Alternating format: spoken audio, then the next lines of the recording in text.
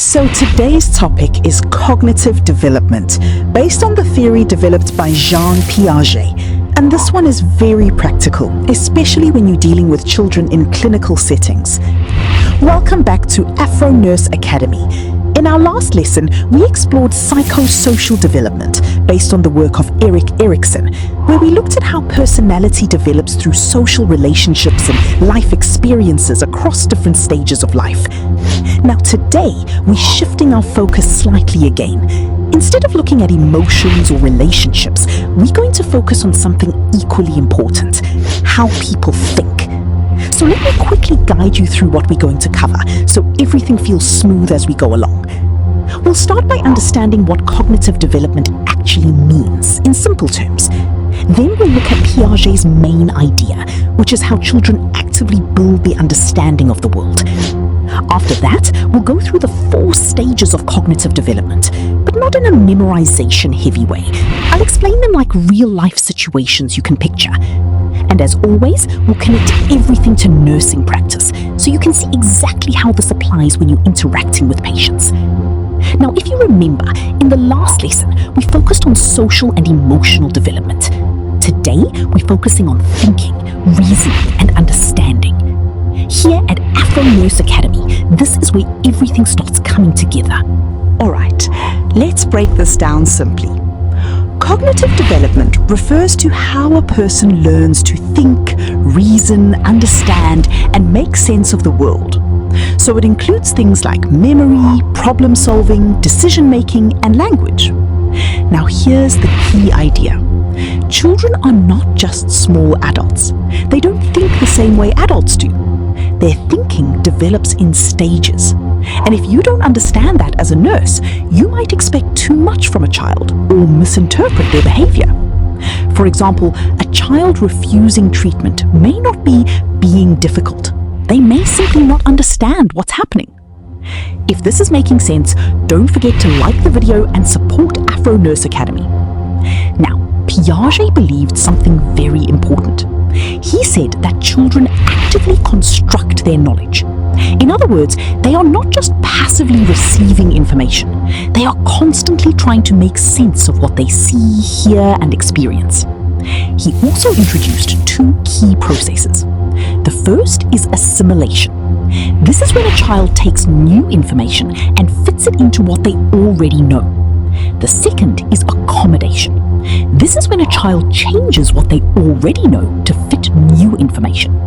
Let me make that clearer. If a child knows what a dog is, they might call every 4-legged animal a dog. That's assimilation. But when they learn that a goat is different from a dog, they adjust their understanding. That's accommodation. That process of adjusting and learning is what drives cognitive development. Now, let's go through the stages, starting from the beginning. The first stage is the sensorimotor stage, from birth to about 2 years. At this stage, babies learn through their senses and actions. They touch, they see, they hear, they explore. One very important concept here is object permanence. This means understanding that something still exists even when you cannot see it. For example, if you hide a toy from a baby, a very young infant may act like it has disappeared completely. But as they grow, they begin to search for it. Let's look at a clinical example. This is for educational purposes only.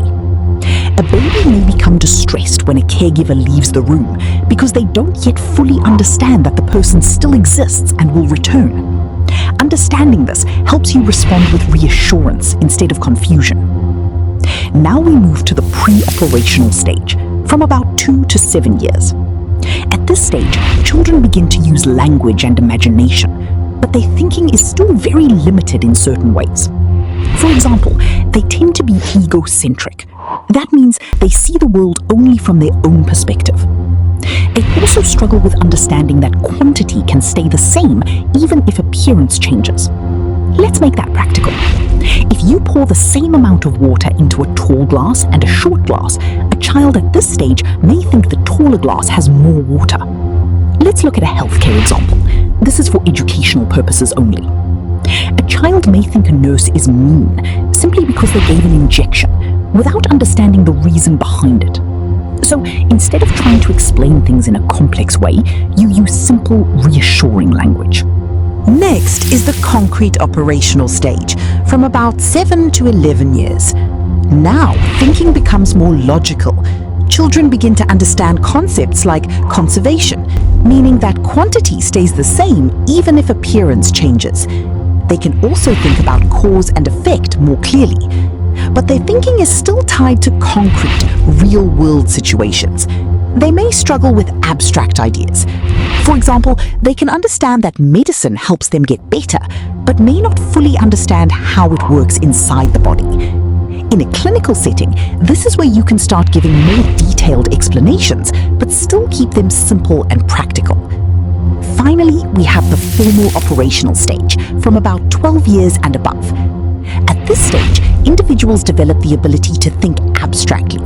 They can reason, plan, and think about possibilities. They can also understand hypothetical situations. This is why adolescents can begin to understand long-term consequences, risks, and more complex explanations. However, they may still struggle with emotional regulation, which we discussed in earlier theories. Now, let's bring this back to you as a nurse. Understanding cognitive development helps you communicate effectively with patients, especially children. You don't expect a toddler to understand detailed instructions. You don't explain complex medical procedures to a young child the same way you would to an adult. Instead, you adjust your communication based on their level of understanding. Let's look at a quick case. This is for educational purposes only.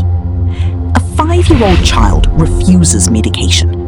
Instead of forcing them or getting frustrated, you explain it in a simple way, maybe even using play or storytelling. That approach works because it matches their cognitive level. Here at AfroNurse Academy, this is what we mean by patient-centered care. If this is helping you, don't forget to subscribe and be part of the AfroNurse Academy family. So today, we've explored how thinking develops from infancy to adulthood and how children gradually learn to understand the world around them. This content is for educational purposes only and does not replace professional medical training. In our next video, we'll be covering moral development based on the theory developed by Lawrence Kohlberg, where we'll look at how people develop a sense of right and wrong. If you found this helpful, like the video, subscribe to AfroNurse Academy, and share it with your classmates. You're building something strong here. Keep going.